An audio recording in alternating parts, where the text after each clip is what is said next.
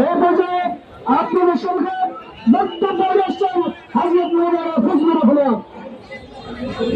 সম্মানিত উপস্থিতি, আমরা দেখতে বাংলাদেশ খেলাফত মজলিসের নারায়ণগঞ্জ জেলা শাখার সংগ্রামী সভাপতি আলহাজ হযরত মাওলানা ওবায়দুল খান সাহেবের নেতৃত্বে আমাদের আজকে একটি উদ্দেশ্য,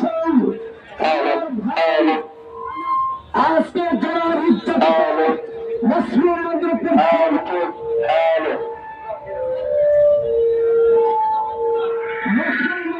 মুসলিম অত্যাচার করা হচ্ছে, আজকে স্পষ্ট ঘোষণা করতে চাই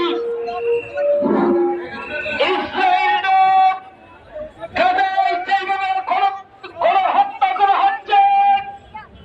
আজকে আমরা শপথ নিই, আমরা ইনশাআল্লাহ জিহাদ করার জন্য প্রস্তুত আছি।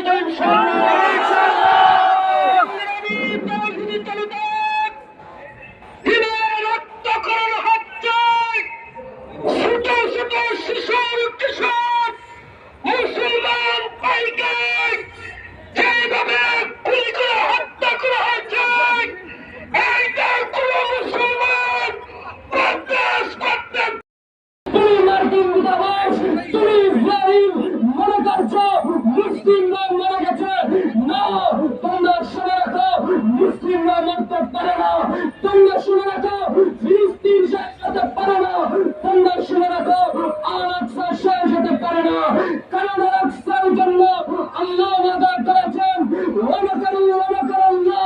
আল্লাহু খায়রুল মাকিরিন। তোমরা মনে রাখো, যিনি হচ্ছেন তোমরা কত ষড়যন্ত্র করবে, তোমাদের থেকে উত্তম ষড়যন্ত্রকারী একজন আসামি আছেন।